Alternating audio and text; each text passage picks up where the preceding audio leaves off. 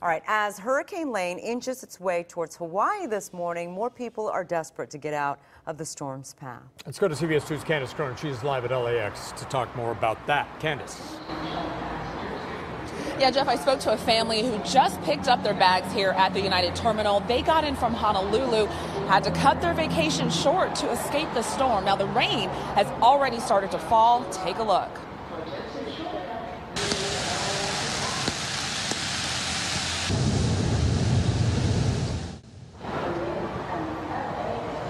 It's pretty much a state of emergency in Hawaii as rain is pounding the state, triggering flooding in some spots and forcing the closure of several roadways. So people are desperately trying to get out before the brunt of the storm. Now, those staying behind are stocking up on supplies, hoping to ride it out as best as they can. Hurricane Lane is at Category 4, which means winds from 130 to 156 miles an hour. Now, I spoke to a family who's starting their vacation over here in LA because they had to evacuate Hawaii. We were supposed to be there until the 30th, and we were only there for 3 days.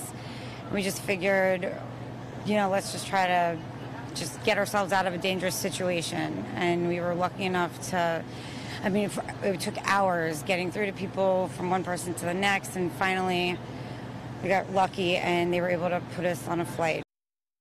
Yeah, I've actually heard a few stories like that, people doing whatever they can to get out, even having to pay extra to rebook. But Jeff and Sharon, they say that their safety is worth it and they can't put a price on that.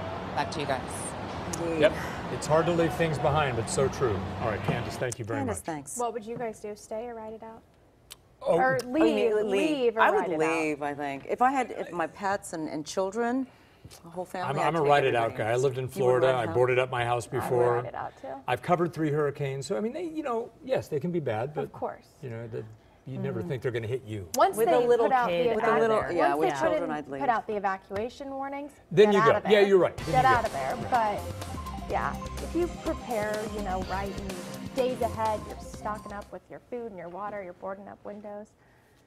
Yeah, and I love the weather stuff. I'm super nerdy like that. 6:18 the time this morning. Taking a look outside. A nice start to your day here.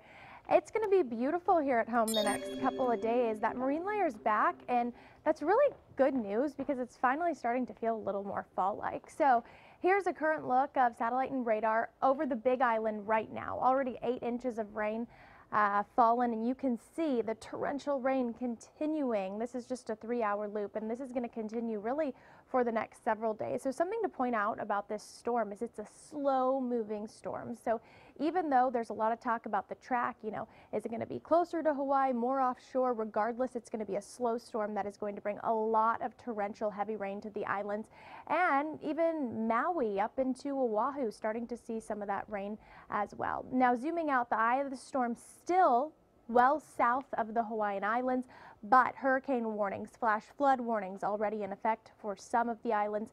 Hurricane watches extend all the way up to Kauai through Saturday.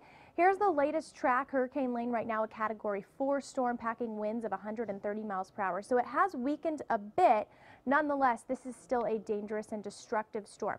The track continues to track it north as we head into tomorrow, expected to pass just west of the Big Island heading into tomorrow morning, weakening to a Category 2 into tomorrow afternoon, and then by tomorrow evening a Category 1 and taking a turn to the left into the weekend. So heavy rain, gusty winds, flooding a big concern.